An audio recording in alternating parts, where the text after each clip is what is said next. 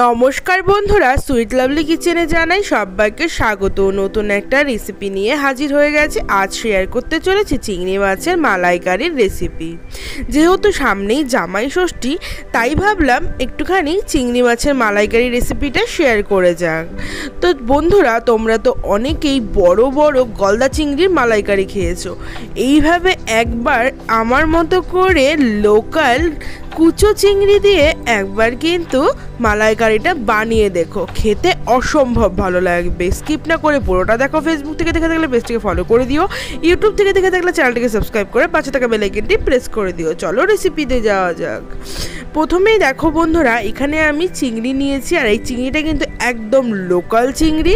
চিংড়িটাকে ভালো করে কেটে নুন হলুদ দিয়ে আমি হালকা ফ্রাই করে নিয়েছি। এবারে আমি এখানে নিয়েছি পেঁয়াজ কুচি মিডিয়াম সাইজের দুটো, কাঁচা লঙ্কা, আদা আর রসুন। এইদিকে যে মিল্কটা দেখতে পাচ্ছ, এটা কিন্তু কোকোনাট মিল্ক। তো এবারে আমি আদা রসুন পেঁয়াজ লঙ্কাটাকে পেস্ট করে নিচ্ছি। অন্যদিকে কড়াই বসিয়ে কড়াইতে দিয়ে দিলাম সর্ষের তেল, তারপর দিয়ে দিচ্ছি গোটা গরম মশলা, দিয়ে যে পেস্ট তৈরি করে রেখেছিলাম সেই পেস্ট দিয়ে দিলাম। দিয়ে দিচ্ছি পরিমাণ বুঝে নুন, হলুদ দিয়ে দিলাম। এবারে এতে জিরে গুঁড়ো, ধনে গুঁড়ো আর কাশ্মীরি রেড চিলি পাউডার দিয়ে ভালো করে মশলাটাকে মিডিয়াম আঁচে কষিয়ে নিতে হবে 5 মিনিট মতো।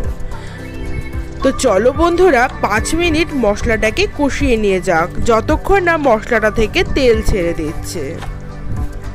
5 মিনিট হয়ে গেছে। মশলা থেকে দেখতেই পাচ্ছ সুন্দর একটা তেল ছেড়ে দিয়েছে আর দারুণ একটা গন্ধ এসছে। এবারে গ্যাসটাকে একদম লো করে আমি যে কোকোনাট মিল্কটা রেখেছিলাম সেই কোকোনাট মিল্কটা দিয়ে দিলাম। আমি কিন্তু এটা বাড়িতেই তৈরি করেছি, তোমরা কিন্তু বাজারেও কিনতে পেয়ে যাবে। ভালো করে মশলাটার সাথে নাড়িয়ে নিয়ে এটাকে ফুটতে দেবো 2 মিনিট। 2 মিনিট ফুটে ওঠার পরে, যেহেতু মালাইকারিটা একটু মিষ্টি হয়, তাই আমি এখানে সামান্য একটু চিনি ইউজ করেছি। এবারে ভেজে রাখা চিংড়ি মাছগুলো দিয়ে দিলাম, দিয়ে ভালো করে নাড়িয়ে নিয়ে এটাকে ফুটে সেদ্ধ হতে দেব 4 থেকে 5 মিনিট হাই ফ্লেমে। 5 মিনিট হয়ে গেছে, দেখতে পাচ্ছ জলটা শুষে গেছে আর কিন্তু উপর থেকে তেলও ভেসে উঠেছে। একদম কিন্তু চিংড়ি মাছের মালাইকারি তৈরি।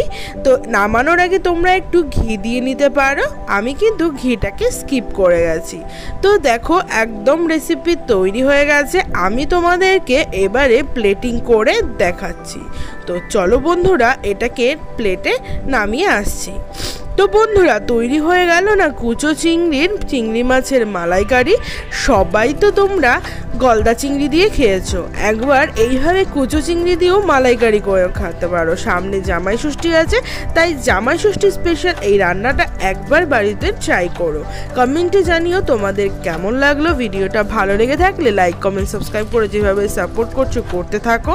আর নতুন কোনো রেসিপি চাইলে কমেন্ট করো, সেটাও কিন্তু আমি তোমাদের সাথে শেয়ার করে দেবো আমার জানা থাকলে।